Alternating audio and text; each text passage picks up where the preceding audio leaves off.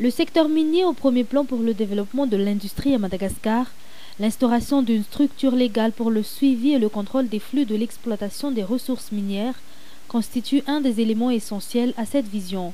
Après 3 ans de création, l'Agence nationale de l'or présente 2,3 tonnes d'or d'exportation légale, recensées contre une dizaine de kilos par an auparavant.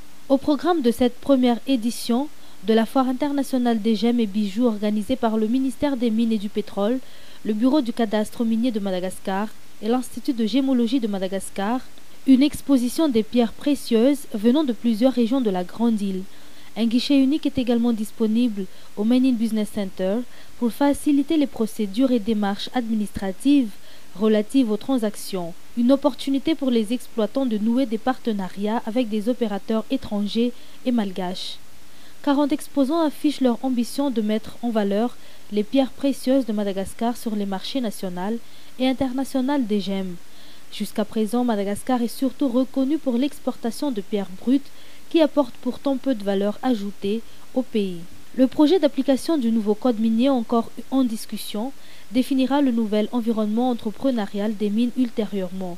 La Foire internationale des gemmes et bijoux sera le tremplin de lancement du label Madagascar comme marque distinctive et valorisante des produits miniers du pays. Des ventes, expositions de produits pierres précieuses et la mise à disposition de laboratoires d'expertise d'un côté, les conférences débats de l'autre pour les visiteurs.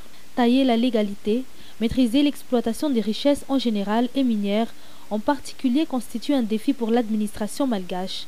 Dans l'optique étatique de contrôle des richesses, l'ouverture de la première édition de la Foire internationale des gemmes et bijoux de Madagascar, le 23 au 27 octobre à Mamurivat au Main in Business Center, amorce le processus de structuration d'un système formel dans l'exploitation de la filière mine. L'instauration d'un climat favorable au bien-être des entrepreneurs par les différentes parties prenantes au contrôle et à l'accréditation du marché minier vise à toucher la fibre entrepreneuriale de ces acteurs. Une politique à 2 facettes, selon le chef d'État Riv Rakotvau, bénéficiant à l'État d'un côté et au secteur privé de l'autre, tel est le but escompté du dispositif d'accueil des acteurs. Madagascar subit le revers de la médaille de ses richesses qui montre un dispositif administratif truffé de lacunes dans le contrôle et la législation. Le défi est de taille à la hauteur de la quantité exponentielle des produits bruts qui sortent illicitement du territoire, affirme le directeur général de l'IGM. Les manifestations de ce type constituent le moment de rencontre des acteurs de tout horizon et originaires de toute localité.